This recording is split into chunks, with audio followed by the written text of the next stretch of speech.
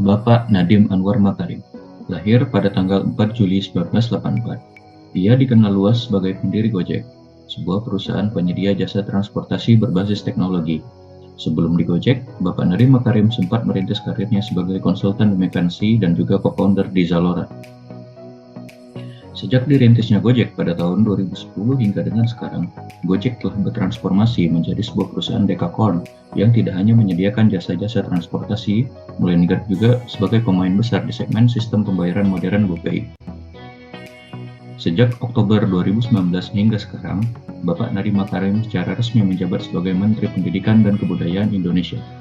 Alhasil, ia memutuskan untuk mengundurkan diri sebagai Direktur Utama Gojek.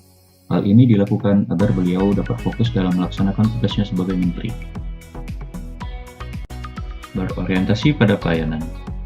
Berorientasi pada pelayanan adalah core value untuk terus berkomitmen memberikan pelayanan prima demi kepuasan masyarakat. Dalam hal pelayanan publik, keberhasilan Bapak Nadiem Makarim sebagai menteri tidak perlu diragukan lagi. Bapak Nadiem Makarim membawa banyak gebrakan kebijakan dan reformasi birokrasi yang baik. Hal ini dibuktikan ketika Mendikbudristek berhasil memperoleh penghargaan Adicita Sewaka Pertiwi sebagai pembina pelayanan publik prima. Penghargaan ini diberikan dari Menteri Pan-RB Cahyokumolo pada bulan Maret tahun 2022. Ini adalah kali pertama Kemen Pan-RB memberi penghargaan Adicita Sewaka Pertiwi kepada pimpinan kementerian atau lembaga serta kepala daerah yang telah berhasil meraih predikat A atau pelayanan prima selama 2 tahun berturut-turut. Pengetatan sistem pelaporan dana bantuan operasional sekolah. Menurutnya, transparansi dan akuntabilitas menjadi semakin besar seiring dengan semakin banyak diberi kebebasan dalam alokasi penggunaannya. Dana BOS dibuat menjadi 3 tahap. Sekolah yang belum melakukan pelaporan penggunaan anggaran tahap 1 dan 2, maka tidak akan mendapat dana BOS di tahap ketiga. Selain itu, pihak sekolah diwajibkan untuk publikasi penggunaan dana BOS kepada masyarakat.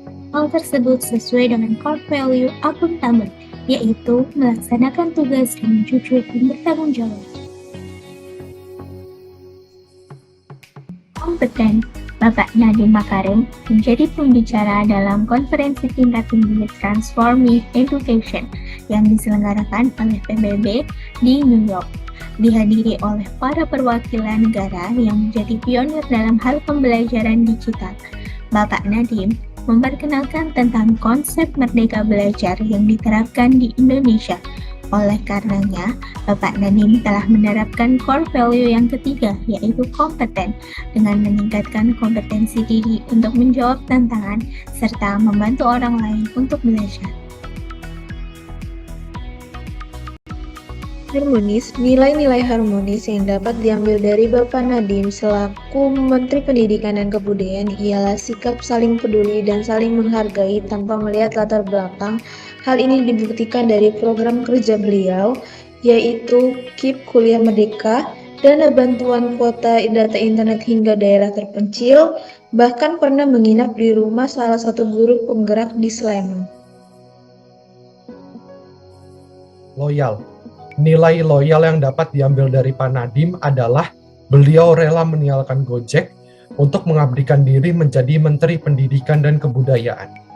Kalau mau jadi menteri tapi untuk cari uang ya mendingan nggak usah jadi menteri gitu loh.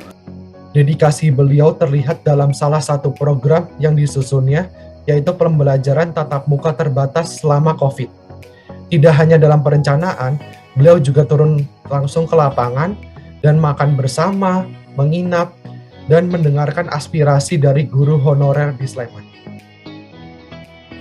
Sebagai Menteri Pendidikan, Kebudayaan, Riset, dan Teknologi, Nadiem Makarim mengeluarkan beberapa kebijakan dalam beradaptasi menghadapi perubahan global akibat pandemi COVID-19.